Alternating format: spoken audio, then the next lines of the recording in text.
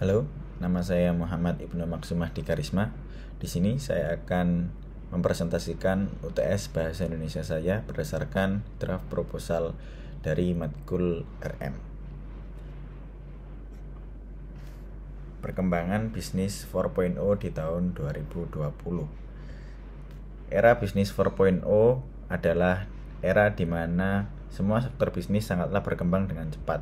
Semua bisnis dituntut untuk menggunakan teknologi yang terbaru agar tidak kalah dengan pesaingnya, tidak terkecuali dengan bisnis food and beverage. Semua kalangan bisnis dituntut untuk peka terhadap setiap perkembangan yang terjadi, mulai dari bisnis kecil seperti warkop hingga bisnis berskala besar seperti restoran. Namun, pada tahun 2020 merupakan tahun yang berat bagi seluruh sektor bisnis. Pada awal tahun 2020 muncul virus yang bernama COVID-19 yang menimbulkan pandemi global dan menghalangi jalannya bisnis.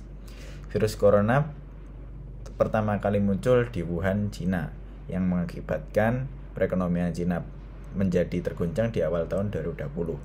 Dampak dari virus ini di negara Cina adalah yang pertama, aktivitas ekonomi yang menurun drastis. Kedua, bursa saham Shanghai sempat turun sebesar 9%. Dan yang terakhir, Cina mengalami perlambatan ekonomi sebesar 1-2%. Menurut Menteri Koordinator Bidang Perekonomian Airlangga Hartarto, jika Cina mengalami perlambatan ekonomi sebesar 1-2%, Indonesia akan juga terdampak dan mengalami perlambatan ekonomi sebesar 0,1 hingga 0,3%. Lalu apa saja dampak wabah COVID-19 di Indonesia? Salah satu dampaknya adalah muncul beberapa peraturan baru untuk melakukan kegiatan bermasyarakat. Yang pertama adalah social distancing. Social distancing merupakan salah satu langkah pencegahan dan pengendalian infeksi virus corona dengan menganjurkan orang untuk membatasi kunjungan ke tempat ramai dan kontak langsung dengan orang lainnya. Ketika menerapkan social distancing, seseorang tidak diperkenankan untuk berjabat tangan serta menjaga jarak setidaknya 1 meter saat berinteraksi dengan orang lain, terutama dengan orang yang sedang sakit atau berisiko tinggi menderita COVID-19.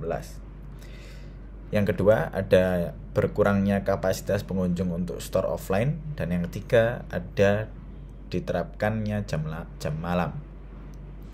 Aturan jam malam ini diberlakukan setelah peraturan wali kota nomor 33 tahun 2020, pembatasan aktivitas di luar rumah pada malam hari ini dilaksanakan setiap pukul 10 malam setiap harinya. Lalu siapa saja yang terdampak dalam sektor bisnis? Yang pertama, ada pelaku bisnis. Salah satu kebiasaan masyarakat yang menghilang antara lain berbelanja keluar rumah melalui UMKM yang ada. Karena inilah UMKM kesulitan membayar biaya operasional, gaji, honor pekerja, dan biaya non-operasional lainnya. Hal ini berdampak buruk karena pekerja tidak bisa menghasilkan uang. Dengan kata lain, orang kedua yang terdampak dalam sektor bisnis adalah pekerja. Perilaku konsumen adalah kegiatan individu yang secara langsung terlibat dalam mendapatkan dan mempergunakan barang dan jasa, termasuk di dalamnya proses pengambilan keputusan, persiapan, dan penentuan kegiatan-kegiatan tersebut. Perilaku konsumen merupakan interaksi yang sangat dinamis antara konsumen dan produsen, di mana produsen harus segera bisa menyesuaikan kebiasaan konsumen yang terus berubah-ubah. Perilaku konsumen disebabkan oleh kebutuhan konsumen. Kebutuhan akan memunculkan perilaku yang diperkirakan memiliki kemungkinan terbesar untuk memenuhi kebutuhan tertentu. Kebutuhan yang dirasakan akan terlihat dalam perilaku konsumsi. Dapat diartikan perilaku seseorang diarahkan untuk memenuhi kebutuhan, keinginan, atau tujuan tertentu dalam memperolehnya. Minat berbelanja termasuk suatu perilaku konsumen. Konsumen akan merespon suatu stimulan yang diberikan dengan suatu tindakan, seperti tempat yang nyaman akan menimbulkan perilaku konsumen yang cenderung meningkatkan minat yang tinggi. Lalu, promosi yang terencana akan memberikan sudut pandang tersendiri bagi konsumen. 4 perilaku konsumen di saat pandemi COVID-19 di 2020.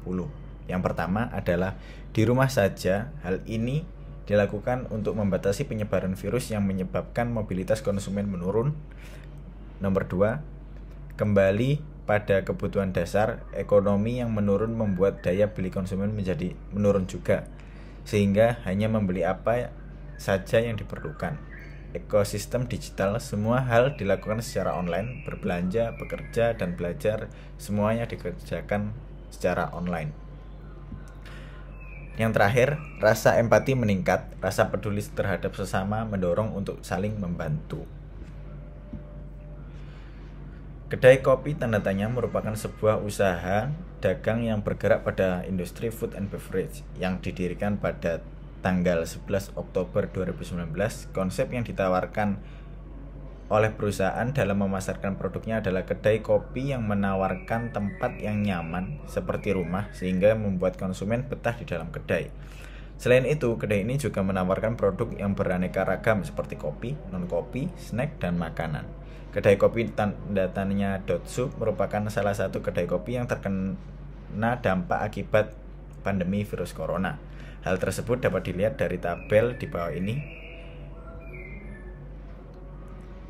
Dari tabel di bawah diketahui bahwa terjadi penurunan di setiap bulannya. Permasalahan yang menyebabkan terjadinya hal ini adalah karena pandemi virus corona yang menyebabkan perubahan perilaku konsumen yang mengurangi mobilitas dan melaksanakan social distancing. Hal ini bertolak belakang dengan hal yang ditawarkan oleh kedai kopi tanda tanya, yaitu tempat yang nyaman seperti rumah. Value tersebut tidak dapat tersampaikan dengan baik kepada customer karena terhalang oleh pandemi virus corona ini. Berikut demikian adalah presentasi dari saya. Terima kasih. Sampai jumpa.